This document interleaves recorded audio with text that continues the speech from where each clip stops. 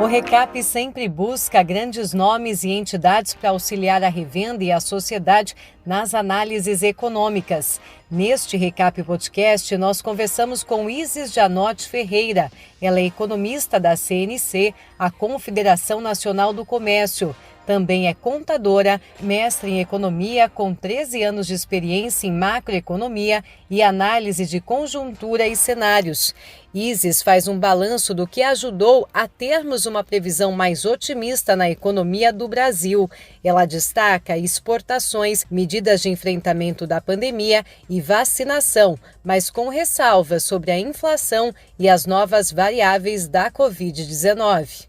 Esse ano nós tivemos no primeiro trimestre um crescimento do PIB acima do esperado, acima de 1,2% no trimestre, com influência positiva das exportações, principalmente de commodities, do comércio e dos investimentos. As medidas de enfrentamento aos impactos da Covid na economia, como auxílio emergencial, o programa de manutenção do emprego e da renda, além do PRONAMP, foram fundamentais para garantir alguma capacidade de consumo e de pagamento de despesas pelas famílias e também para a sobrevivência das empresas. O aumento da frequência de pessoas na rua, ou seja, a redução dos índices de isolamento social, também tem ajudado nesse processo de recuperação da economia, o que sem dúvida só está sendo possível com o avanço no processo de imunização da população em geral no Brasil. Então, de fato, é muito importante que a gente siga aí avançando no processo de vacinação das pessoas em geral.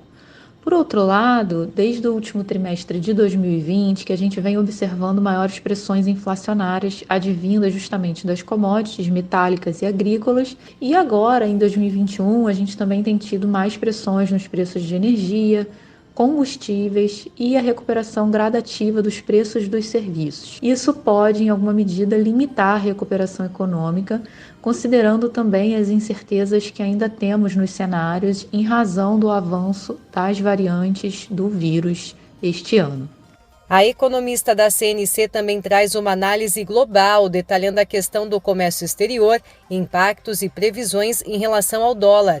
A recuperação da economia internacional está acontecendo, porém de forma distinta entre os principais países e parceiros comerciais do Brasil. A China e os Estados Unidos lideram o processo de retomada, em que se fortaleceram as exportações para esses dois destinos, com destaque justamente às commodities como soja, milho, café, também o minério de ferro, o petróleo, as carnes bovinas e o complexo de açúcar e derivados. Os preços das commodities em alta refletem questões de oferta global, mas também o reaquecimento da demanda e acabam beneficiando o saldo comercial. Consequentemente, tendem a um desempenho positivo do comércio exterior esse ano. Mas as quantidades embarcadas, ou seja, os volumes exportados, também estão crescendo, tanto dos produtos básicos, quanto dos semi-manufaturados, quanto dos manufaturados. E isso, juntamente com o crescimento dos volumes importados, ou seja, das quantidades que a gente importa, os termos de troca, que é um indicador que reflete o ganho de performance comercial externa do país, estão crescendo. Se recuperaram e já chegaram ao maior nível de 2011. Com o dólar mais elevado, a gente também tem um favorecimento das receitas de exportação, mas, por outro lado, dificulta ou encarece as importações, que são necessárias para a gente recompor os estoques domésticos e investimentos em equipamentos e máquinas. Além disso, a valorização do dólar também impacta indiretamente os preços internos e a inflação doméstica ao produtor e ao consumidor, como a gente tem visto recentemente em alguns índices como o GPM. Então, tudo mais constante, a cotação do dólar, no entanto, não deve oferecer maiores preocupações esse ano, com uma perspectiva da taxa de câmbio encerrar o ano de 2021 próximo a 5,10. No mercado interno, Isis Janotti Ferreira ressalta o aumento da confiança dos comerciantes e também um crescimento gradativo na intenção de consumo das famílias. O índice de confiança do empresário do comércio tem crescido de forma consistente nos últimos 3 meses, mostrando que os comerciantes estão mais otimistas, tanto com a economia, com o desempenho do comércio e também o desempenho da própria empresa. Isso se observa nas condições atuais, como também nas expectativas para os 6 meses à frente. O indicador já alcançou mais de 124 pontos, ou seja, acima do corte de indiferença, que é feito nos 100 pontos, E os comerciantes mostram maior intenção também de contratar funcionários e investir na própria empresa. Isso ocorre pois a gente tem observado um desempenho positivo nos principais indicadores da atividade econômica doméstica, como, por exemplo, as vendas do varejo. Também uma recuperação gradativa nas vendas de serviços, além também da manutenção do auxílio emergencial, mesmo em menor valor esse ano, e também com o avanço do crédito ao consumidor. Isso tudo tem dado perspectivas mais favoráveis ao comerciante e tem influenciado o avanço do índice de confiança. Já a intenção de consumo das famílias também segue essa tendência de recuperação, embora o índice tenha levado um tempo maior, porque os comerciantes sentem mais rápido movimentos favoráveis e movimentos desfavoráveis na economia do que os consumidores. Mas a intenção de consumo das famílias também está em tendência de recuperação. O índice ainda está abaixo dos 100 pontos, mas os consumidores mostraram em julho que estão mais tranquilos e confiantes com as perspectivas profissionais e no emprego. E mesmo com a inflação maior, eles também avaliam como melhores as condições de consumo atuais e as perspectivas de consumo para o curto prazo. A gente tem que notar que a base de comparação relativa a 2020 é baixa e isso também ajuda a explicar o crescimento desses dois indicadores. Mas há um cenário mais favorável e isso tem sim ajudado tanto na demanda quanto na visão dos empresários, uma visão mais positiva em relação aí ao desempenho em geral da economia e do varejo. Falando do comércio, ela traz a questão da adaptação e o investimento em inovação feito pelo setor durante a pandemia. Para a Isis, o perfil do consumidor está mesmo mudando, com a importância do espaço físico, mas em uma transformação para um cenário híbrido com o digital. Os comerciantes se prepararam e têm se preparado muito bem para os protocolos de segurança e de saúde, até mesmo as lojas dos segmentos consideradas não essenciais, que só puderam abrir num segundo momento. O comércio, o varejo, é muito dependente das vendas nos estabelecimentos físicos, mesmo com todo o crescimento que foi acelerado aí no faturamento das lojas online, nas vendas por aplicativos e redes sociais.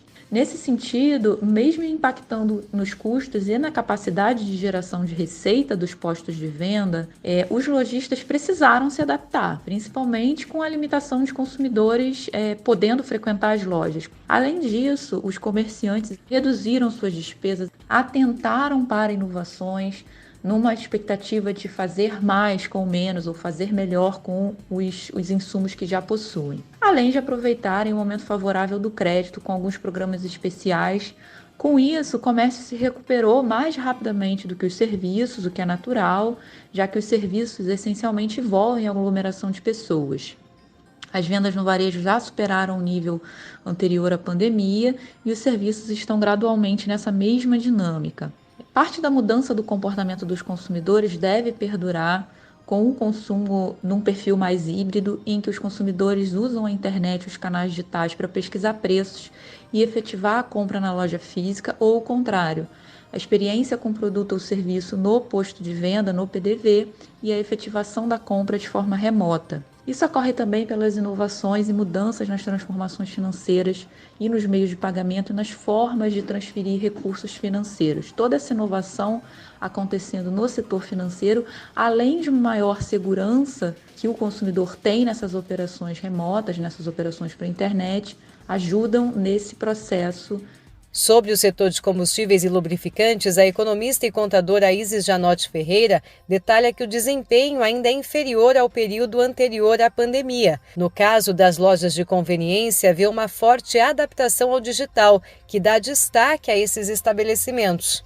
O varejo tem se recuperado com muita distinção entre os segmentos pesquisados na pesquisa mensal do comércio do IBGE, ou seja, está havendo uma diferença muito grande de desempenho entre os segmentos do varejo. Embora o segmento de combustíveis e lubrificantes tenha sido considerado como essencial, o volume de vendas esse ano para o segmento ainda está 3,4% abaixo do nível observado em fevereiro de 2020. imediatamente antes da pandemia. Então, o segmento de combustíveis e lubrificantes ainda está vendendo menos do que vendia antes da pandemia.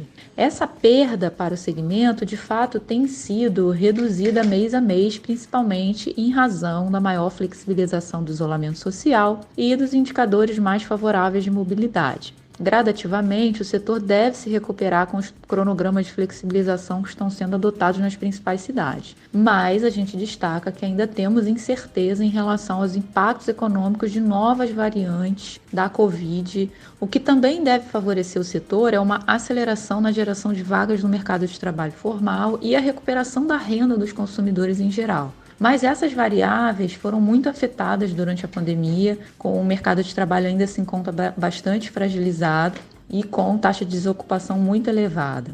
As lojas de conveniência hoje competem com lojas de segmentos diferentes do varejo, como, por exemplo, tabacarias, lanchonetes, bares e até mesmo a venda de artigos de higiene pessoal. E com isso, elas aproveitaram a rápida transformação digital e estão aproveitando a rápida transformação digital e a mudança de comportamento dos consumidores para canalizar as vendas também por aplicativos. E essa é uma tendência que deve permanecer após a pandemia.